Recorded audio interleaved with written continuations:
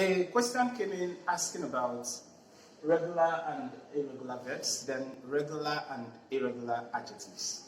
I am going to be using an illustration here, and I think this will be the best way for you to understand this. You already know what a verb is. Now, there are 5 forms that a verb is expected to appear in. We have something like, okay, let's take it this way.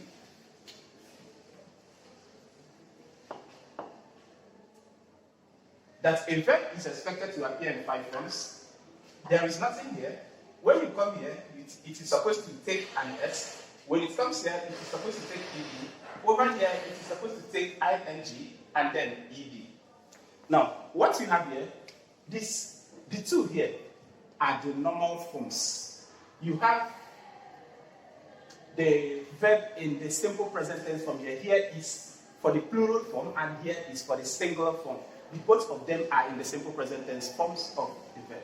Okay, now, here is when you talk about the past tense. This is the progressive tense, and this is the participle.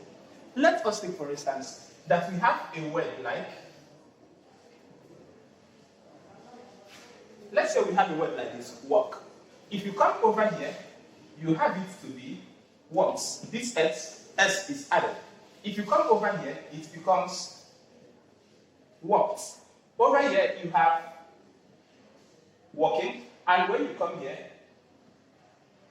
it is worked. Now, there are verbs that you find out that they accept ED for their past tense and their participle forms. At the same time, there are some words that are verbs that do not accept this ED. Let's say when you have something like come here. Over here, you have comes. You don't have anything like this.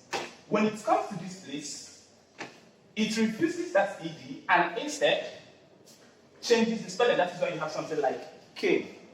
You have coming, and here it returns to come.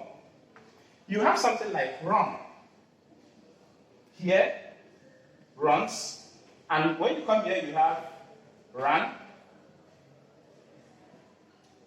running, and run.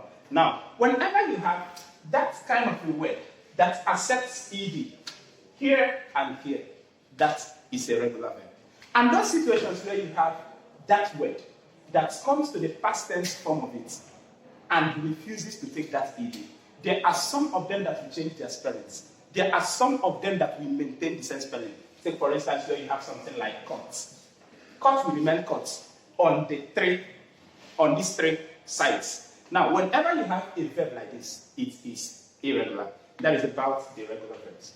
Now, if you ask about the regular and the irregular adjectives, now, adjectives are meant to describe. They are meant to qualify, right? These adjectives, they have degrees. That is why you have something like the comparative and the superlative. The word is here. That time where you have something like smart. Here you have smarter, addition of the ER. And here you have smartest. Now, when you have such a word that accepts ER under the comparative and EST under the superlative, it is regular. There are situations where you have an adjective refusing this. Let's say where you have something like beautiful. We don't have anything like beautiful out here.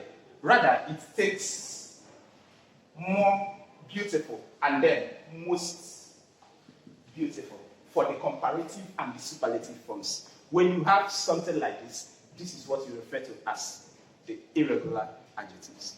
I believe this is understood.